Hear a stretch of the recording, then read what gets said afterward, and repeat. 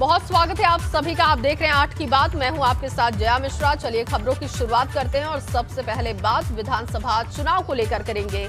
UP में अगले साल विधानसभा चुनाव होने हैं और इससे पहले प्रधानमंत्री नरेंद्र मोदी योजनाओं के लोकार्पण और शिलान्यास के लिए लगातार यूपी दौरे पर हैं। पूर्वांचल एक्सप्रेसवे के उद्घाटन के बाद अब पीएम मोदी फिर से आज यूपी के दौरे पर आ रहे हैं। पीएम मोदी आज से 21 नवंबर तक यूपी के दौरे पर होंगे और इस दौरान पीएम मोदी 6,250 करोड़ की परियोजनाओं का लोकार्पण करेंगे।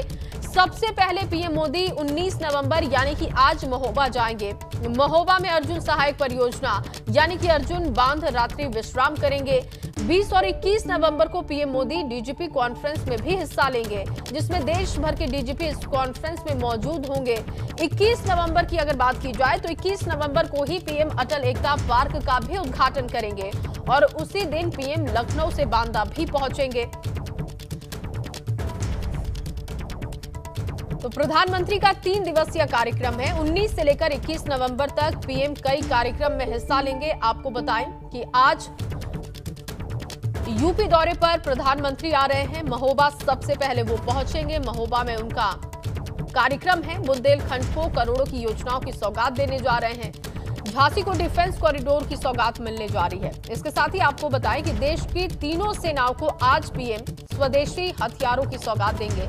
19 से 21 नवंबर के बीच यूपी में कई कार्यक्रम होने जा रहे हैं, जिसमें प्रधानमंत्री मोदी हिस्सा लेंगे। 3 दिनों तक उत्तर प्रदेश पर पूरी तरीके से नजर होगी उनकी। चुनावों के लिहाज से बहुत महत्वपूर्ण है पीएम का दौरा। इससे पहले जब प्रधानमंत्री यूपी दौरे पर आए थे तो पूर्वांचल एक्सप्रेसवे का उन्होंने उद्घाटन किया था और अब आज प्रधानमंत्री मोदी महोबा पहुंचेंगे। 19 से लेकर 21 तक उनका कार्यक्रम है और ग्राफिक्स के जरिए मिनट टू मिनट अब आपको कार्यक्रम बता रहे हैं।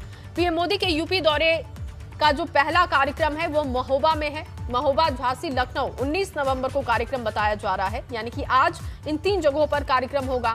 2 बजे खजुराहो होंगे प्रधानमंत्री। मध्य प्रदेश एयरपोर्ट वो पहुंचेंगे।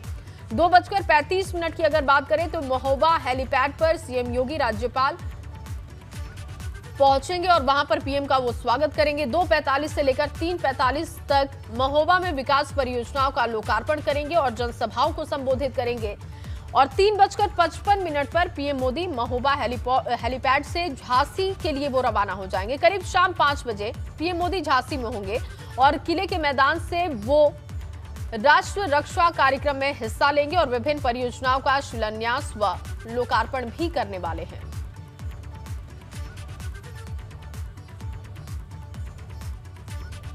और इसी खबर पर ज्यादा जानकारी के साथ शैलेश अरोड़ा मेरे सहयोगी मौजूद हैं। शैलेश, 3 दिवसीय पीएम का कार्यक्रम है, विस्तार से जानकारी दीजिएगा। आज कितने बजे पीएम लखनऊ पहुंचेंगे, उसके बाद क्या कार्यक्रम रहने वाला है?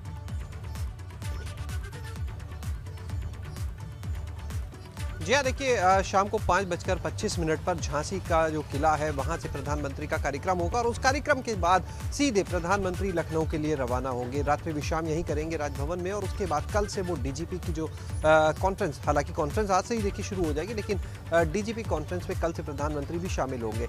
इस समय हम पुलिस मुख्यालय के बाहर मौजूद हैं, जहाँ पर इस डीजीपी कॉन्फ्रेंस का आयोजन होना है और यहाँ पर आप देख सकते हैं कि किस तरह से तैयारियाँ हैं 3 दिवसीय इस कॉन्फ्रेंस को लेकर, क्योंकि पहली बार लखनऊ को इस कॉन्फ्रेंस की मेजबानी का मौका मिला है। अगर हम बात करें, देखिए 2014 के पहले भी इस कॉन्फ्रेंस का आयोजन होता था, लेकिन तब ये कॉन्फ्रेंस दिल्ली में होती थी। लेकिन इस बार कॉन्फ्रेंस का आयोजन जो है वो बाहर हो रहा है। 2014 के बाद जब प्रधानमंत्री बने नरेंद्र मोदी, उसके बाद से इस कॉन्फ्रेंस को दिल्ली से बाहर ले जाया गया, यानी अन्य राज्यों में एक एक करके इसका आयोजन होने लगा। हैदराबाद, पुणे और अब 2021 की अगर बात करें, यानी चुनावी वर्ष कह सकते हैं कि 22 में देखिए चुनाव है, तो उससे पहले लखनऊ में इसका आयोजन हो रहा है। मुख्यालय की तरफ की तस्वीरें दिखाते हैं। देखिए हम इस समय गेट नंबर 3 पर मौजूद है। गेट नंबर 3 जो है, यहाँ से जो पुलिस के बाकी लोग हैं वो आ जा रहे हैं, खाने पीने के लिए जो सामान है उसको ले जाया जा रहा है। प्रधानमंत्री की जो एंट्री होगी वो होगी गेट नंबर 1 से, जो दूसरी तरफ है, और इसे लेकर उस पूरे रूट पर सुरक्षा व्यवस्था कड़ी कर दी गई है, बैरिकेडिंग कर दी गई है जगह जगह। और यहाँ पर आप देखिए पुलिसकर्मी जो है बड़ी संख्या में मौजूद है। वैसे भी पुलिस मुख्यालय है, सुरक्षा वैसे भी रहती है, लेकिन इस समय क्योंकि प्रधानमंत्री प्रधानमंत्री का कार्यक्रम है, इसलिए एसपीजी से लेकर और तमाम केंद्रीय सुरक्षा के जो लोग हैं वो यहाँ पर आ चुके हैं। आप देख सकते हैं सामने किस तरह सिक्योरिटी है। और इस रोड पर अगर हम बात करें तो आम दिनों में अगर आए तो तमाम गाड़ियां खड़ी दिखती है, पुलिस की जीप भी खड़ी दिखती है और इसके अलावा भी मीडिया कर्मी या तमाम गाड़ियां। लेकिन इस समय पूरी रोड को अगर देखेंगे तो कोई गाड़ी नहीं दिखेगी, यहाँ पर रुकने नहीं दी जा रही है। और जो ये अब सामने की तस्वीर हम दिखा रहे हैं वहीं से राइट हैंड की तरफ घूमते हैं तो गेट नंबर 1 आता है, जहां से प्रधानमंत्री का काफिला जाएगा। अगर इस कार्यक्रम को लेकर हम तैयारियों की देखिए बात करें, ये बात करें कि क्या क्या होगा इसमें, तो देखिए पुलिस सुधार को लेकर, जेल सुधार को लेकर, नार्कोटिक्स के क्षेत्र में, साइबर, डेटा एनालिसिस, इन सभी चीज़ों से जुड़ी हुई चीज़ों पर यहाँ चर्चा होगी। खुद प्रधानमंत्री उसमें 21 और माफ़ कीजिएगा 20 और 21 दिसंबर को खुद उसमें प्रधानमंत्री शामिल होंगे और पूरा दिन जो सत्र चलेंगे उनमें चर्चा का हिस्सा बनेंगे प्रधानमंत्री। अगर सिक्योरिटी की बात की जाए तो देखिए ये पुलिसकर्मी हमने आपको दिखा दी है किस तरह की सुरक्षा व्यवस्था है, लेकिन इसके अलावा जो ये इलाका है ये गोमती नगर विस्तार का इलाका लगता है और यहाँ पर अगर हम बात करें हाई राइज बिल्डिंग्स बहुत ज़्यादा है, यानी मल्टी स्टोरी जो अपार्टमेंट्स है, बहुत हाई लेवल की जो बिल्डिंग्स हैं वो बहुत है। उसको लेकर ये निर्देश दिए गए हैं गोमती नगर विस्तार थाने की तरफ से कि जब तक यहाँ पर ये कार्यक्रम चलेगा जो इस तरह के अपार्टमेंट्स हैं, और जाहिर तौर पर जब पीएम आ रहे हैं तो फिर सुरक्षा के पुख्ता बंदोबस्त होंगे। और जैसा कि आप भी बता रहे हैं कि लॉ एंड ऑर्डर का मुद्दा है और इसके साथ ही कैसे और इससे बेहतर किया जाए इस पर चर्चा होगी। बने रहिए शैलेश, आप हमारे साथ। अविनाश भी जुड़ चुके हैं इस वक्त दिल्ली से। अविनाश, प्रधानमंत्री आज से 3 दिवसीय दौरे पर उत्तर प्रदेश पहुंचेंगे, कब वो निकलेंगे, क्या उनका कार्यक्रम दिल्ली से बताया जा रहा है? देखिए जय, अगर बात करें तो दिल्ली से प्रधानमंत्री नरेंद्र मोदी तकरीबन 1 बजे निकलेंगे और फिर सीधा महोबा जाएंगे और वहां पे जनसभा को संबोधित करेंगे और तमाम सारी जो परियोजनाएं हैं उसका शिलान्यास करेंगे। इसके बाद अगर बात करें तो शाम में वो झांसी के किले पे पहुंचेंगे, जहां पे रानी लक्ष्मीबाई की जयंती को लेकर कार्यक्रम जो किया जा रहा है उसमें वो शिरकत करेंगे, क्योंकि भारत आज़ादी का 75वां अमृत महोत्सव मना रहा है। और इसी कड़ी में अगर बात करें तो देश भर में जो आज़ादी के नायक रहे हैं उनको लेकर सेलिब्रेशन चल रहा है। और जिस तरीके से रानी लक्ष्मीबाई की भूमिका रही है क्रांति में, आज़ादी के दौरान, उसमें उनको जो है उनकी जो योगदान रहा है उसको याद किया जाएगा और जो झांसी में उनके जो काम है उनको भी देखा जाएगा। इसके दौरान प्रधानमंत्री नरेंद्र मोदी कई सारी परियोजनाओं को वहां पे सौंपेंगे बुंदेलखंड वासियों को। खासतौर से अगर बात करें तो बुंदेलखंड में जिस तरीके से पानी की समस्याएं इतने दिनों से रहती हुई आई है उसको दूर करने के लिए प्रधानमंत्री ने हर घर पे जल्द से जो है नल पहुंचाने की जो योजना चलाई थी उसमें बुंदेलखंड में काफ़ी ज़्यादा काम हुआ है, तो उसको लेकर भी वहाँ पे जिक्र होगा। क्योंकि बुंदेलखंड में पानी की जो समस्या है वो किसी से भी जो है अज्ञान नहीं है, सभी लोग जानते हैं कि किस तरीके से बुंदेलखंड में पानी की समस्या होती है, लेकिन इसको दूर करने की भरसक प्रयास प्रधानमंत्री नरेंद्र मोदी के द्वारा किया गया। इसके अलावा अगर बात करें तो और भी कई सारी परियोजनाएं हैं जिसका शिलान्यास प्रधानमंत्री नरेंद्र मोदी वहां पे करेंगे। डिफेंस कॉरिडोर को भी वो जो है वहां पे सौंपेंगे जनता के बीच में। तो ऐसे कई सारी परियोजनाएं हैं जिसको जनता के बीच में आज वो बुंदेलखंड वासियों को सौंपेंगे। जी अविनाश, आप हमारे साथ बने रहिए। शैलेश, आपका बहुत शुक्रिया तमाम जानकारी के लिए। और इस बीच एक बड़ी जानकारी आपको दे, पीएम मोदी करेंगे राष्ट्र के नाम संबोधन, ये जानकारी मिल रही है। सुबह 9 बजे का समय बताया जा रहा है, राष्ट्र को प्रधानमंत्री संबोधित करने वाले हैं। पीएमओ ने ट्वीट कर इस बात की जानकारी दी है। तो सुबह 9 बजे प्रधानमंत्री राष्ट्र के नाम संबोधन देंगे। यूपी दौरे से पहले पीएम का ये संबोधन होने जा रहा है और पीएमओ की तरफ से ट्वीट करके इस बात की जानकारी दी गई है कि प्रधानमंत्री मोदी 9 बजे राष्ट्र को संबोधित करेंगे। बड़ी खबर, ताजा अपडेट आपको बता रहे हैं कि पीएम मोदी राष्ट्र के नाम आज संबोधन देंगे। समय 9 बजे का बताया जा रहा है। पीएमओ ने इस बात की जानकारी दी है कि प्रधानमंत्री मोदी 9 बजे राष्ट्र के नाम अपना संबोधन देंगे। अविनाश लगातार दिल्ली से हमारे साथ जुड़े हुए हैं। अविनाश, पीएम का संबोधन 9 बजे होने जा रहा है, क्या जानकारी इसको लेकर, क्या मुद्दे हो सकते हैं?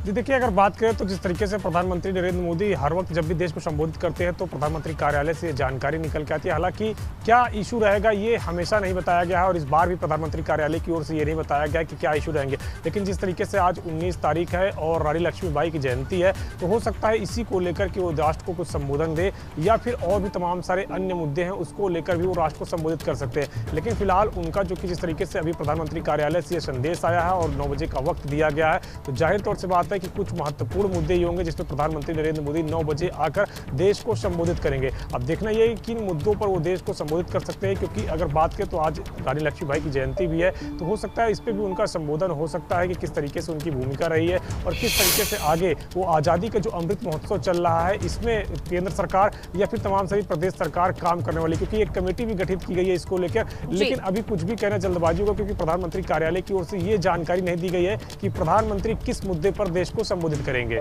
बहुत शुक्रिया अविनाश आपका तमाम जानकारी के लिए। और एक और बड़ी जानकारी आपको दे, बसपा राष्ट्रीय महासचिव सतीश चंद्र मिश्रा आज वृंदावन दौरे पर होंगे। वृंदावन में संतों का आशीर्वाद बोलेंगे। 1000 संतों को भोजन कराएंगे सतीश चंद्र मिश्रा, इस बात की जानकारी मिल रही है। भाजपा के बाद बसपा को संतों की याद आ गई है। अब ये सवाल भी उठाए जाने लगे हैं। 10 नवंबर को सीएम योगी ने 500 संतों के साथ भोजन किया था और आज जानकारी मिल रही है कि बसपा की तरफ से ये कदम उठाया जा रहा है। बसपा के राष्ट्रीय महासचिव सतीश चंद्र मिश्रा वृंदावन दौरे पर होंगे और यहां पर वो संतों से मुलाकात करेंगे, उनका आशीर्वाद लेंगे, इस बात की जानकारी मिल रही है। और आपको बताएं कि संतों के साथ वो भोजन भी करेंगे। इससे पहले 10 नवंबर को सीएम योगी आदित्यनाथ ने 500 संतों के साथ भोजन किया था, लेकिन चुनावी मौसम है और ऐसे में अब एक एक करके संतों की याद पार्टियों को आने लगी है। ये सवाल भी उठाए जा रहे हैं कि बसपा को अब संतों की याद आ रही है जब चुनाव में बहुत कम समय बचा है। बसपा के राष्ट्रीय महासचिव सतीश चंद्र मिश्रा आज वृंदावन के दौरे पर होंगे। लगातार आपको बड़ी जानकारी दे रहे हैं। संतों से वो मुलाकात करेंगे, उनका आशीर्वाद लेंगे और इसके बाद दोपहर का भोजन भी संतों के साथ करेंगे, इस बात की जानकारी है।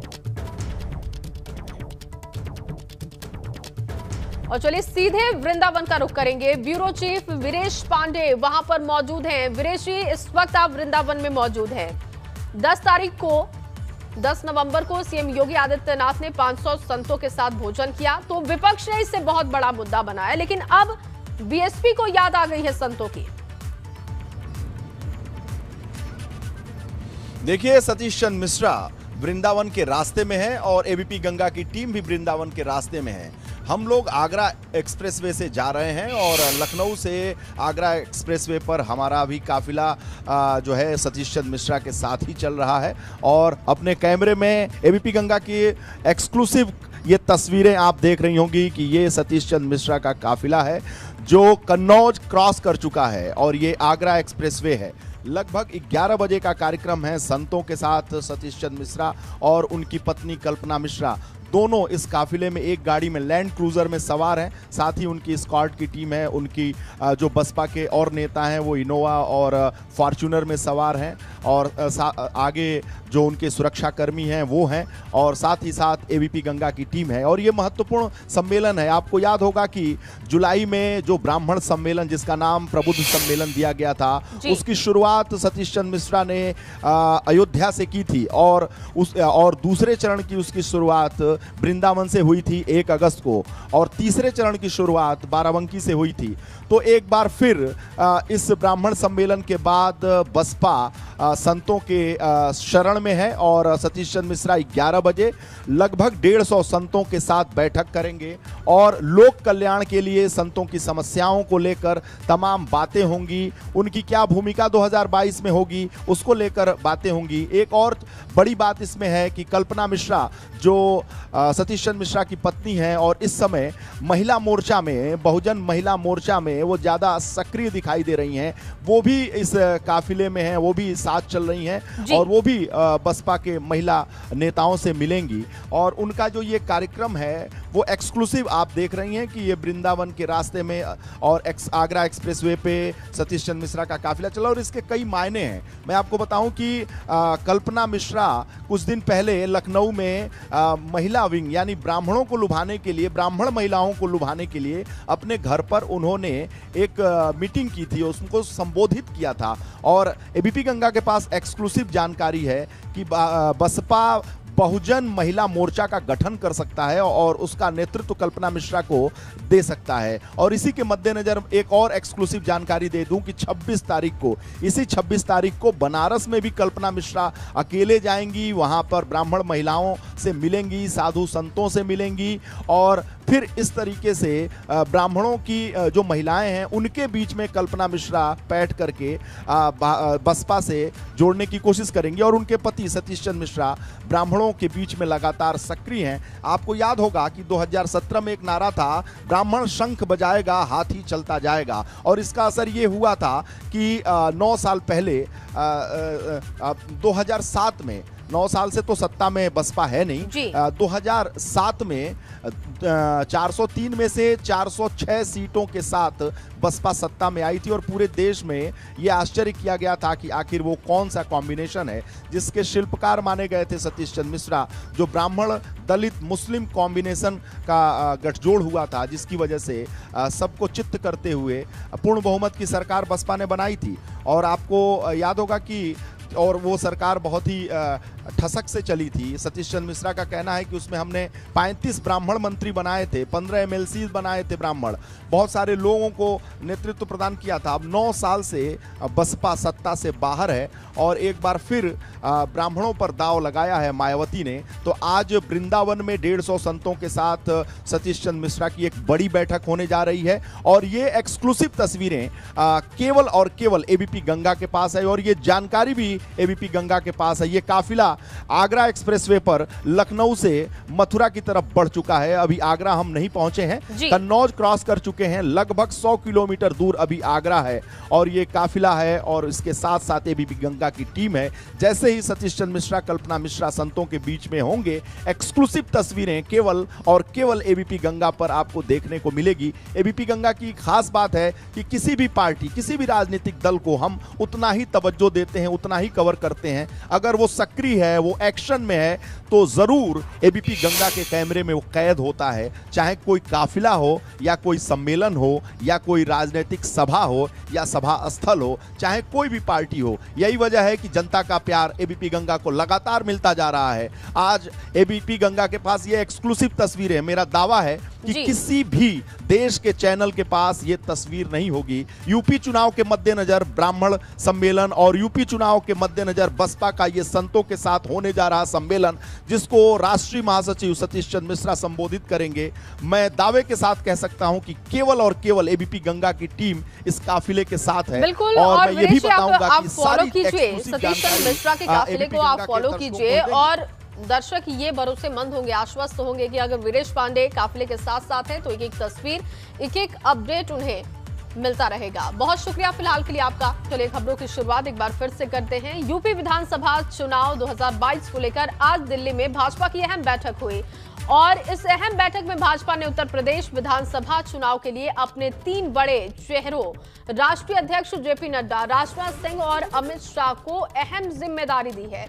दिल्ली में हुई भाजपा के इस बड़ी बैठक में यूपी विधानसभा चुनाव के लिए भाजपा ने क्षेत्रवार प्रभारी नियुक्त किए, जिसमें जेपी नड्डा को गोरखपुर और कानपुर क्षेत्र का प्रभारी बनाया गया, जबकि राजनाथ सिंह को काशी और अवध क्षेत्र सौंपा गया। और इसके अलावा अमित शाह की बात की जाए तो उनको ब्रज और पश्चिम क्षेत्र का प्रभार सौंपा गया। इसके अलावा बैठक में यूपी में निकलने वाली विजय संकल्प यात्राओं के रूट और तारीखों पर भी चर्चा की गई।